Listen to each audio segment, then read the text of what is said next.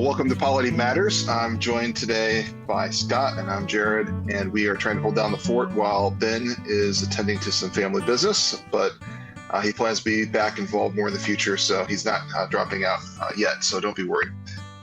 We have a special guest that we have been trying to get on for a few months.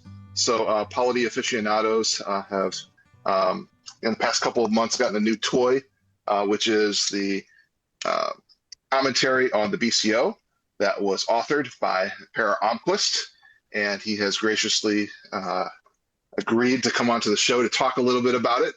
So before we get into the book, can you remind us a little bit about where you're serving, what it is you do in the PCA, and then we might get a little bit into why you decided to write a commentary on the BCO. Sure. So I serve with the administrative committee of the PCA. I'm the communications and polity specialist, which means that I manage all of the documents for the PCA, all the official ones, the BCO, the GA minutes, the yearbook, those kinds of things, as well as then answering the questions when you reach out to the office with a question about polity or our positions. Usually I'm the one you end up talking with. At the same time, I continue to, I co-pastor the church that I planted up in Lewiston, Maine. So continue to have some involvement there and serve with them and, get to actually, do real ministry a little bit. Actually put the BCO into practice. That's right. So, well, first, tell us a little bit about this. The name of the book is Our Bond of Union, commentary on the Book of Church Order of the Presbyterian Church in America. Tell us a little about what motivated you or what was in the background of writing a commentary on the BCO and how you may hope that it may serve the church.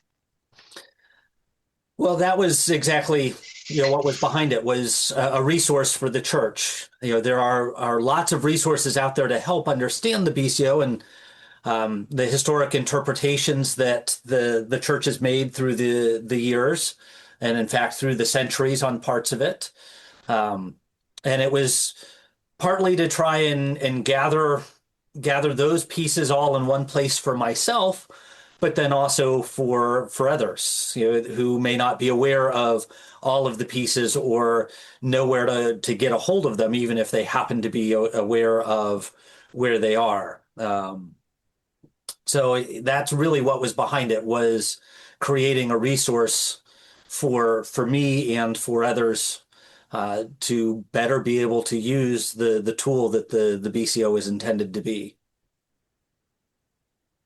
I was asked, and Scott, just jump in here if you have a question to ask at any point, but I was asked by somebody who knew that I had a copy of your new book, what it was like. Was this an academic work or a technical work, or was this something that a new elder could pick up? So I wondered if you can frame the intent of who does this book help, and maybe put it in the context of, Ramsey and Smith from the past who have written books on previous versions of the BCO.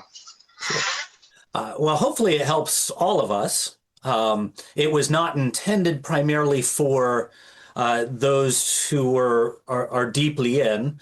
At that point, you're starting to wrestle beyond, but the hope was primarily for the average and everyday use, that the ordinary elder or layperson could pick it up and use it to better understand our Constitution and our standards. So that was really where I aimed it, trying to bring in other resources such as Smith and Ramsey and others that are out there, join that line. Those are both great resources for us. They're also both dated.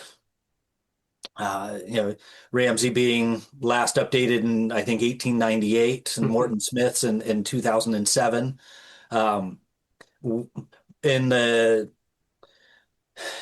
decade of essentially the 20 teens, the PCA averaged 16 BCO amendments proposed every year and averaged approving 4 of them, which means in the time, the 18 years since Morton Smith's was last updated, just working off of the averages, we're talking about, 76 BCO amendments that he doesn't cover.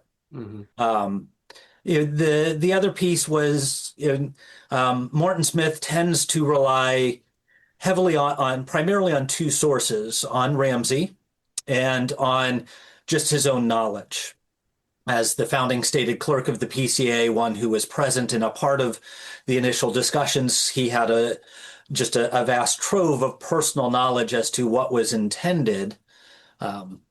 But part of the idea was to bring in some of the other resources with that to balance out those pieces and to flesh them out as well. So hopefully it broadens even for those who are more familiar and helps to see different sides, adds some of that historic SJC cases, CCB interpretations, some of the commentary that was published around the time of our founding, and create a broader understanding of even some of our older provisions. Scott, did you have something?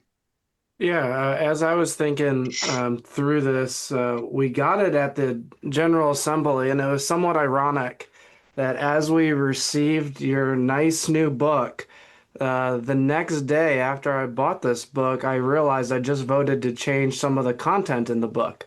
And so do you have perhaps like any timelines for future revisions? We were just talking about how the outdatedness of some of our old commentaries. Yeah. And obviously this is the most up-to-date version, but now technically out of date. Do you have any roadmaps for the future of this project? Yeah, well, I mean, nowadays everything has planned obsolescence, right? So Yeah, that's right. actually, as you say, it's ironic. It was not the original plan. Due to some factors with the publisher, it got delayed. We were really trying to avoid it being out of date pretty much the moment it was released, and didn't manage that after all. I do hope to update it and to keep it up to date. I don't think that CDM is going to let me update it every year and have a new edition like the BCO every year.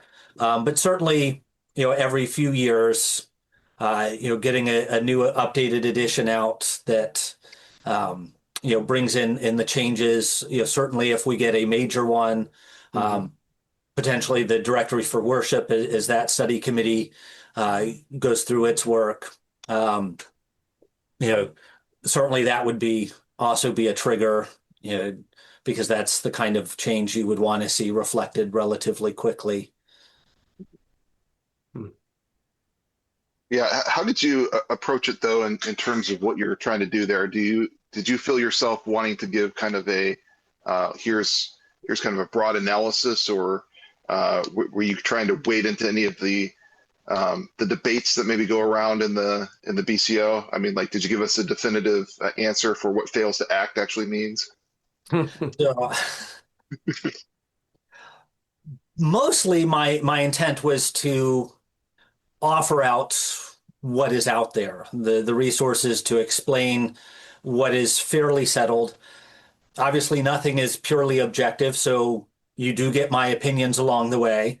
But it was not intended to be, here's what I think is right on every issue, but here's what the church has said. And in a number of those cases, it's okay. Here's what the church has said at this point in time, and here's what the church has said at this other point in time. And so there are arguments made in both ways, and then to lay out both of those sides so that the individual and the individual courts ultimately have the information to make their own determinations as to how do they understand it, because ultimately that's what matters.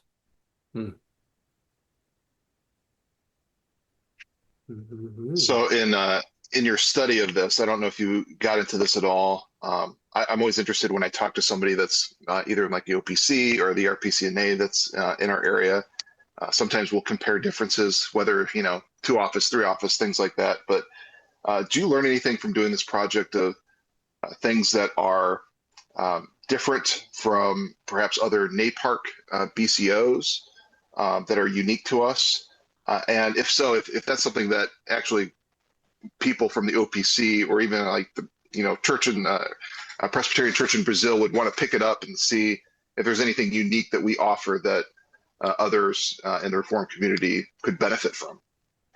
Sure. I do draw in on occasion what others, how other books of church order from our sister churches, how they approach an issue to help us understand our own and where we came from, especially the OPC, because we do go back to a shared book of church order. It's been since the mid-19th century that we went separated from them.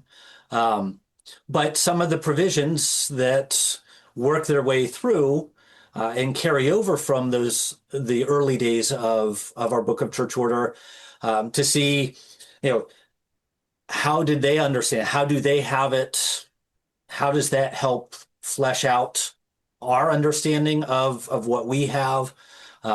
Is it meant to be different, or does their language help clarify the older language as to what was understood? Certainly since 1973, ours has diverged and gone its own direction from any of the others. And I think what we offer is, can be similarly another perspective, and some of the issues that we've wrestled with, again, go back to shared principles, and we've wrestled with on a deeper level. Some of the study committees, especially, in the 80s, as we looked at the structure of General Assembly and the nature of church power. In the 70s, as we looked at church office and how many offices should there be, and those study papers, and then how it's worked out there. And in more recent days, as we've become more procedural, some of the work, simply because of scale of size, where we've had to wrestle through some of the more details of bringing in legal concerns into judicial process, or some of those things where we've nailed down more details of procedure to maintain our principles, but in a modern context. And that can be pieces that start to come in. For example, the DASA study report and some of the changes that have been proposed and implemented based upon that, and how does some of that inform our discipline? Mm-hmm. Yeah, something I found interesting just in talking with people from the OPC, or when we started going through polity matters, starting with the preliminary principles and realizing that we seem to be one of the only American Presbyterian denominations that have kept those. And it does seem to inform our debates and when we're going to make changes on things, that trying to be consistent with those. So yeah, they got dropped out in the early 20th century. The PC USA has actually brought them back, not as preliminary principles. It's in one of their early chapters. I forget exactly which one, but they have brought it back and actually added a few. But it was interesting to see that it left, and they did bring them back to speak of them as as principles that are part of this. And they are important because for us, the OPC, the Bible Presbyterians, all of us that go back to the original PC USA of the 18th and 19th centuries, they are foundational to our original book and how it developed through those years. Scott? I got nothing. Oh, I saw you on mic. So. Well, I wanted to ask you a little bit about what you learned through the experience of writing this. Perhaps if you found places that you think have been misunderstood in the BCO, or maybe where people are going to go to and where the crease is going to be on the spine when people are looking for a particular section. So is there anything that you think is something that's often misunderstood that especially people are probably going to go to your commentary for? So that kind of seems like there's two questions there, Jared. Where will the crease be, and what is most commonly misunderstood? I think the crease is going to be in judicial process. That's the one that really is least understood by folks in general. It's the one where the BCO gets much more procedural and detailed, and that carries a lot more weight. So I think that's where people are going to be going a lot with it. I think the primary place where the BCO is misunderstood is actually in its very nature. Our Book of Church Order was originally written and maintained this way through certainly through the end of the 19th century. It was intended to be a principial document, not a procedural one. So the original Book of Church Order that was written for the American Presbyterian Church in 1785 was only 23 chapters long, and each chapter was less than a page on average. And it was expressly written that way, they said, to give the principles that the local courts, the sessions and presbyteries would then apply as they deemed best as the elders in the actual situation, and therefore the ones best able to determine the right way to move forward. In the 20th century, we've become much more procedural in our approach to it, looking to it as a manual to tell us, here's the steps to follow. So a great example of that is the amendment to BCO 5 on mission churches that took place, what was that, 2008, 2010, somewhere in that range, when we completely rewrote the chapter, and it went from a principial one to what we have now, which is much more of a checklist. You get to 5.9 and you have, okay, to particularize a church, here's what you do: A, B, C, D, E, F, G. And very helpful. I was in the middle of planting my church at the time, and it was great to have that. But that wasn't the original intent of the BCO.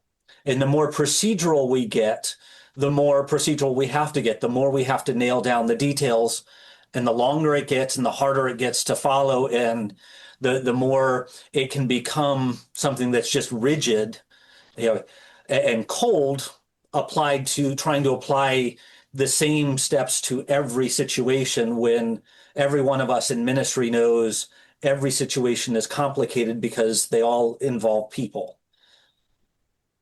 Yeah, I kind of wonder when I'm thinking through principle and procedure, is that in other NAPARC denominations? Is that mostly us? When I look at other BCOs, it seems much more principle based. I've had friends ask me about judicial process in the URC, and I open up their Book of Church Order, and I'm like, there's like 2 pages on it.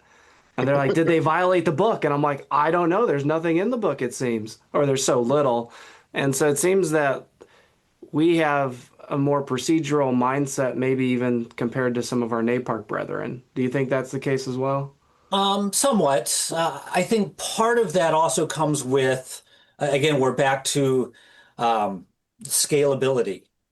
So the PCUSA Book of Church Order is far more procedural than ours. It's also a lot longer. We're not the only ones that add that in. We all do over time. Part of it is also that other denominations, some of them have other documents where they get into those procedures that are not part of their Book of Church Order. And then you get into, okay, are they part of their constitution or not? Or if they're not part of their constitution, then what authority do they have? Because they have different authority structures. And so some of them have authoritative documents that get into that simply are other than their Book of Church Order. But I think a lot of it has to do with size. That, for example, the SJC. The SJC was created um, roughly 35 years ago, right in 89, 90, 91. I think it was 92, 93 when the first SJC was, all the changes had gotten through and it was instituted and began hearing its first cases. Until that point, we did old school, which was cases were heard by General Assembly. They would come to General Assembly, and the moderator at the beginning of the assembly would, point out, 10 guys and say, all right, you're the commission to hear this, go off and hear it. And in fact, at that time, for presbyteries and all the way up to General Assembly, they wouldn't decide them. They would hear it, take all the testimony, they would write up a statement of the case, and then General Assembly would vote on every single one, and the decision was by General Assembly itself. Can you imagine doing that with the size that our General Assemblies are and the size the PCA is now? You can do that when you have 4 or 5 cases. Mm-hmm. It's still awkward because then guys are voting based on something where all they have is a report from a committee that wrote it up that week, and they're being handed it to read and then vote on shortly thereafter. But, this past year, the SJC handled 46 cases.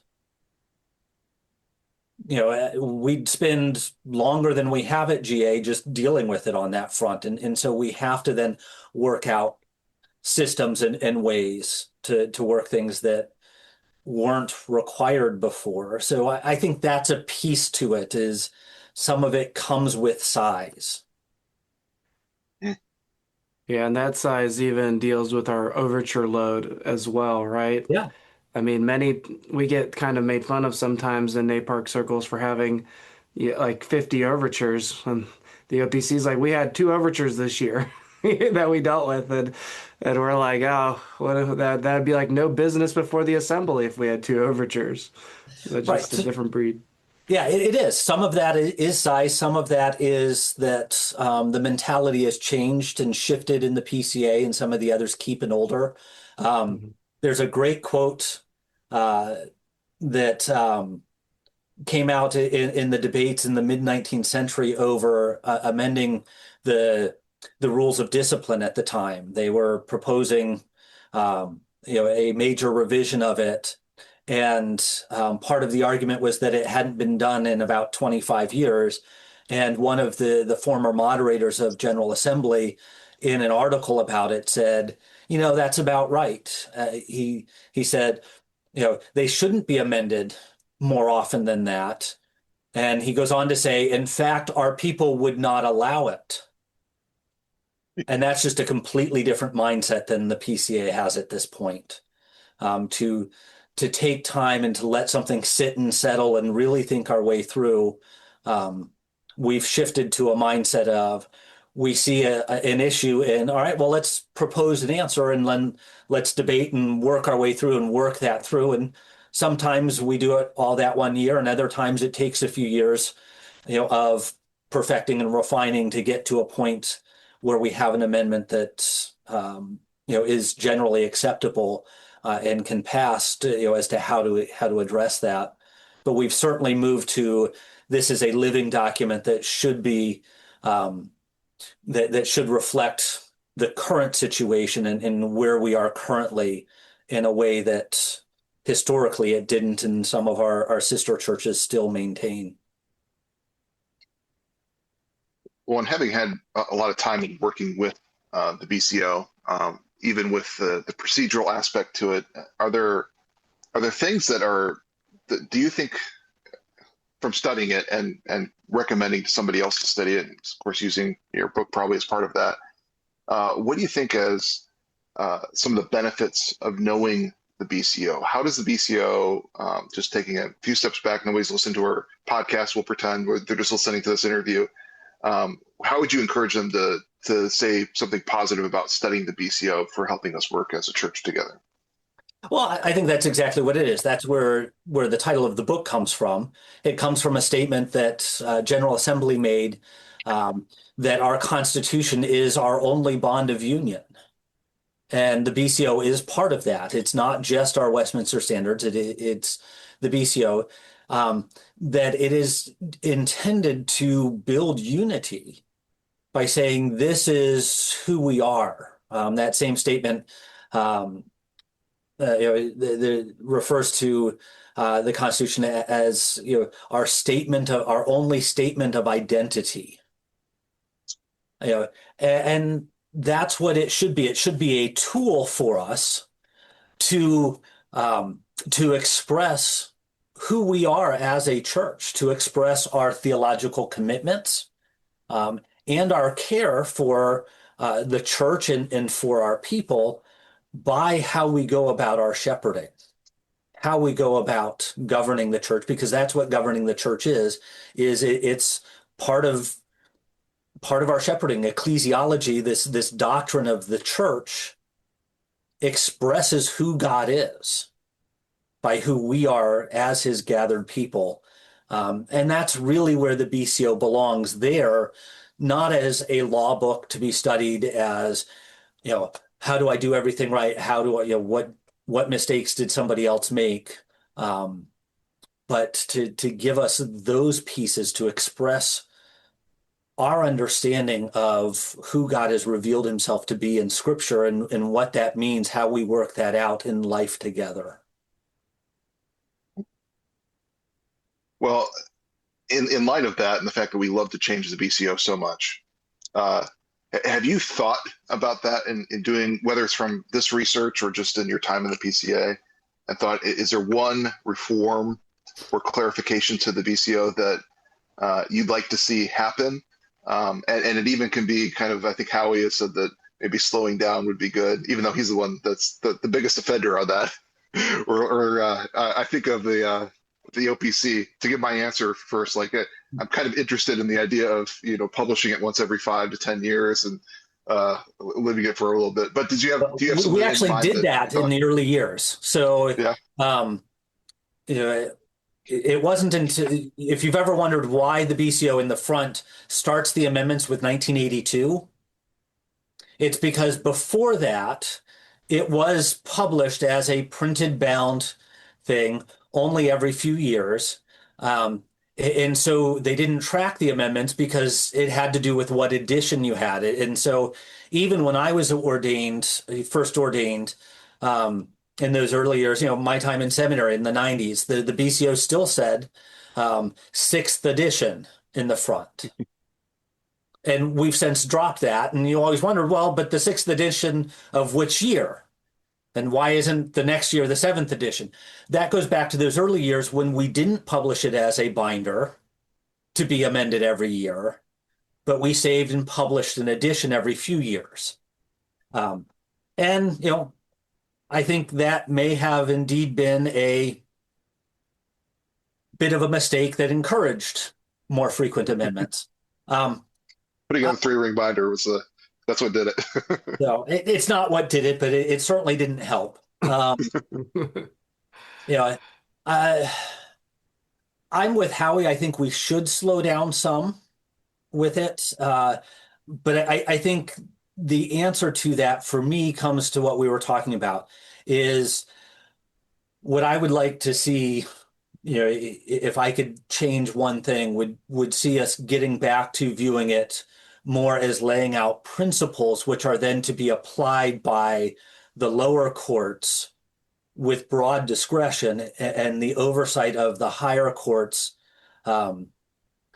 returning to less of the detailed, do I agree with your decision, and more of that, do you follow the principles where the rights of every party protected, and and I think that shift in thinking would benefit us, not just in how many amendments we make to it, but even just in how we view and how we use it, less as a cudgel against others, and more of a tool to actually care for the church and for our people.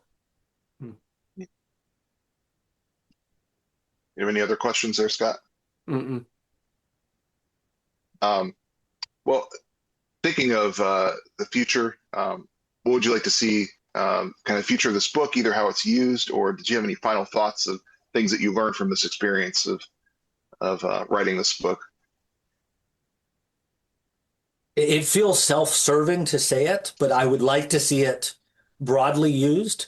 I'd like to see it spur other stuff. The 19th century was called ecclesiology was called the topic of our era by guys like Thornwell and Dabney and Henry Adger, who succeeded them, and actually was the architect of the beginning of what became distinctively the Southern Presbyterian Book of Church Order, therefore ours. It was widely recognized. And then in the 20th century, we got away from talking about ecclesiology and what is the church and how does that work out in very practical ways. And so I'm frankly hopeful that this is the first of more resources on polity and on ecclesiology. What you guys are doing here with Polity Matters, some of the other stuff out there. I've got ideas bouncing around for 2 or 3 more books that I haven't seemed to find time to get beyond that. Not just from me, one of them being just collecting some of the writings that we have put out over the years by men who've done a lot of thinking: David Coffin, Fred Greco, Howie, Roy Taylor, Guy Waters, these guys, Paul Gilchrist, T. David Gordon. We have a lot of that's been out there, and gathering some of those and bringing them together and publishing them in a new collection that makes them available and brings people awareness of them again, so that we can rest on the heritage that we have. Yeah, and we've even joked about a devotional based on the VCO, but that was one of the things that I discovered in working my way through there. There's a few places where you're like, I could do a devotional on this section of the VCO.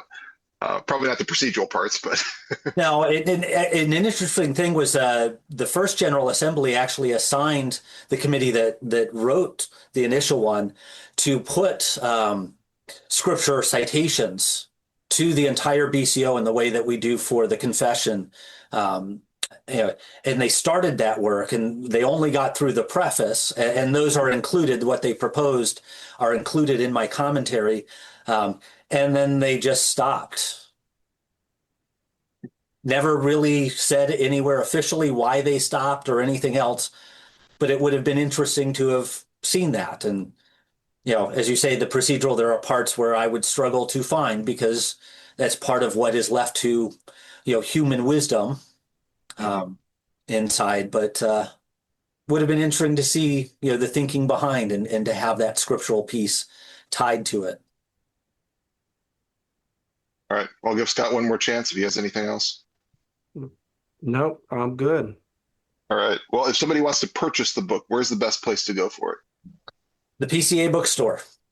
So it's published, CDM is the one who printed it, and they've got it available there, and they're able to be responsive with it, hopefully.